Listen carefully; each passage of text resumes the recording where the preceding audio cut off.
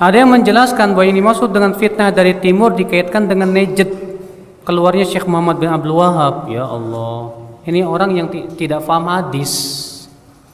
Karena hadis itu kan saling menjelaskan.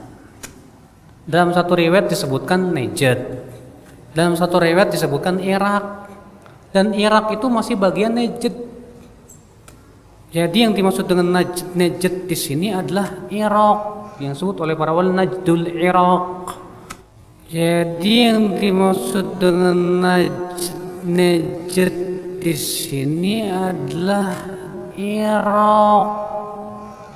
Jadi kalau kita memahami hadis itu jangan setengah-setengah gitu loh Pak. Kumpulkan semua riwayat-riwayatnya, lafaz-lafaznya. Makanya Syu'bah bin Al-Hajjaj berkata apa? Hadis kalau tidak dikumpulkan semua jalan-jalannya, belum jelas maksud hadis tersebut. Tapi ya dasar memang sudah nggak suka duluan, disambung-sambungin kok Pak ya. Nih lihat Rasulullah mengatakan fitnah akan keluar dari timur di Najd. Syekh Muhammad bin Abdul Wahab itu di Najd katanya. Kan musibah Pak seperti ini Pak. Kita katakan maaf, tidak ada satupun ulama yang ulama terdahulu yang mempunyai pendapat seperti itu. Tidak ada satupun ulama yang ulama terdahulu yang mempunyai pendapat seperti itu. Ya. Kecuali orang-orang yang memusuhi Syekh Muhammad bin Abdul Wahab saja. Hadis dari jalan Ibnu Umar. Qala ra'aytu Rasulullah sallallahu alaihi wasallam yushiru bi yadihi yaqulu al-Iraq. Ha innal fitnata haahuna. Ha innal fitnata haahuna. Thalatha marrat min haitsu yatlu qarnu syaitan. Dari Ibnu Umar dia berkata, aku pernah melihat Rasulullah SAW berisyarat dengan tangannya ke arah Irak, ke arah negeri Irak. Lalu beliau bersabda, ketahuilah sesungguhnya fitnah itu datang dari sana. Ketahuilah sesungguhnya fitnah itu datang dari sana. Beliau mengucapkannya 3 kali, yaitu di mana terbitnya tanduk syaitan. Hadis sahih riwayat Ahmad, juz sekian, halaman sekian, nomor sekian, dan lafaz di atas dari salah satu riwayatnya. Kemudian hadis ini dikeluarkan oleh Bukhari dan Muslim dan lain-lain. Dalam seluruh riwayat Bukhari dan Muslim dan Ahmad, kecuali riwayat di atas, Ibnu Umar menjelaskan bahwa beliau SAW berisyarat ke arah masyrik, ke arah timur. Yang dimaksud ialah negeri Irak, sebagaimana salah satu riwayat Ahmad di atas. Ini penjelasannya, karena masing-masing riwayat, masing-masing hadis, masing-masing jalan-jalan hadis itu saling menafsirkan satu dengan yang lainnya, saling mengisi satu dengan yang lainnya. Dalam sebagian lafaz disebut timur, dalam sebagian lafaz disebut Najd. Dalam lafaz ini jelas disebut Irak, bahwa yang dimaksud dengan timur di situ, bahwa yang dimaksud dengan Najd di situ adalah Irak. Dalam lafaz ini jelas disebut Irak, bahwa yang dimaksud dengan timur di situ, bahwa yang dimaksud dengan Najd di situ adalah Irak. Tetapi orang-orang yang fi qulubihim marad, di hati-hati mereka terdapat penyakit, dari para penganjur bid'ah, dari para ahli bid'ah, dan di kepala-kepala mereka terdapat syubhat, dan mereka sangat jauh dari sunnah Nabi yang mulia sallallahu alaihi wasallam dan sangat memusuhi sunnah dan ahlinya. Mereka mengatakan hadis tersebut bahwa hadis tersebut adalah mengatakan bahwa itu adalah Muhammad bin Abdul Wahab sebagai orang yang menyebarkan fitnah. Ini adalah keliru besar, tidak tepat.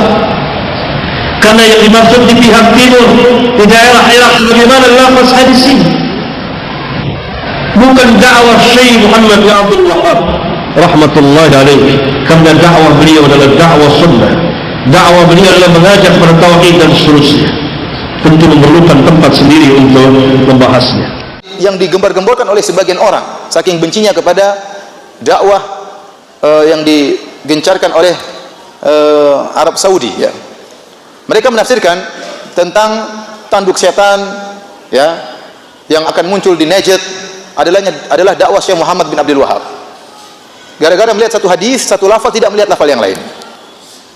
Dalam hadis Ibnu Umar, Rasulullah SAW bersabda, Allahumma barik lana fi Syamina.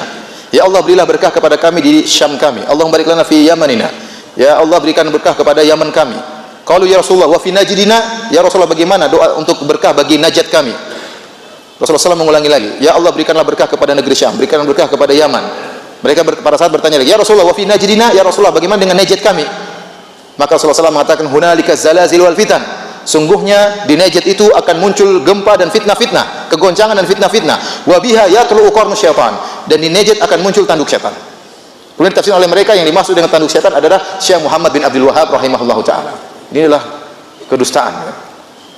Mereka memastikan sekarang ini maksud dengan tanduk setan adalah siapa? Syekh Muhammad bin Abdul Wahab. Padahal negara Arab Saudi berdiri atas perjuangan siapa? Syekh Muhammad bin Abdul Wahab rahimahullahu taala, bekerja sama dengan Imam Muhammad bin Saud. Padahal negara Arab Saudi berdiri atas perjuangan siapa? Syekh Muhammad bin Abdul Wahab rahimahullahu taala, bekerja sama dengan Imam Muhammad bin Saud.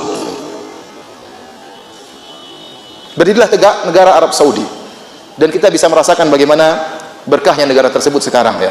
Dahulunya kabilah-kabilah saling bermusuh-musuhan, negara saling perang-perangan. Dengan berdirinya negara Arab Saudi, Jazirah Arab bisa bersatu dengan kenyamanan dan ketentraman. Syariat Islam ditegakkan. Saya katakan bahwa negara Arab Saudi salah satu dari kebaikan Syekh Muhammad bin Abdul Wahab rahimahullahu taala, ya. Keamanan, ketentraman yang kita rasakan, orang-orang berhaji, berumrah dengan tentram, dengan nyaman, salah satu kebaikan dari Syekh Muhammad bin Abdul Wahab rahimahullah. Maka sering saya sampaikan, Syekh Muhammad bin Abdul Wahab rahimahullahu taala di sisi mata orang Arab Saudi seperti Tuanku Imam Bonjol di sisi orang-orang Indonesia, bukan sekedar ulama tapi sekaligus pahlawan. Karena dia adalah seorang pahlawan dan ulama yang ikut serta dalam mendirikan kerajaan Arab Saudi. Oleh karenanya keturunannya sampai sekarang dihormati, ya. Seperti mufti Arab Saudi masih keturunan Syekh Muhammad bin Abdul Wahab rahimahullahu taala. Salah satu imam di Masjid Nabawi masih keturunan Syekh Muhammad bin Wahab rahimahullahu taala. Menteri agama masih keturunan Syekh Muhammad bin Abdul Wahab rahimahullahu taala. Banyak keturunan dia yang masya Allah menjadi orang-orang alim. Ya, kemudian dituduh bahwasanya Syekh Abdul Wahab adalah dakwah syaitan. Arab Saudi ini syaitan semuanya, kan bahaya seperti itu. Hanya melihat satu lafal kemudian tidak melihat lafal-lafal yang lain. The Prophet alayhi salatu wassalam declared, Allahumma barik lana fi Shamina wa Yamanina. O Allah, kindly grant us blessings in our Sham and our Yemen. And then the people asked, what about our Najd? They did not ask, what about Najd? That was not the question. They asked, what about our Najd? And if you are in Hijaz, and the questioner is speaking about our Najd, unless you got your PhD in Disneyland, you would know that Najd is next door to Hijaz, not in Iraq. You really have to be a schoolboy to seek to convince us that Najd is in Iraq, to try to get away from the implications of the hadith. It's pathetic scholarship, pathetic. What about our Najd? Our Najd is next door to Hijaz. And when the question was repeated 3 times, then the Prophet ﷺ responded. And he says, from Najd will come Qarnu Shaitan. The people, the satanic age, the satanic generation, the satanic people will come from there, and earthquakes and fitna.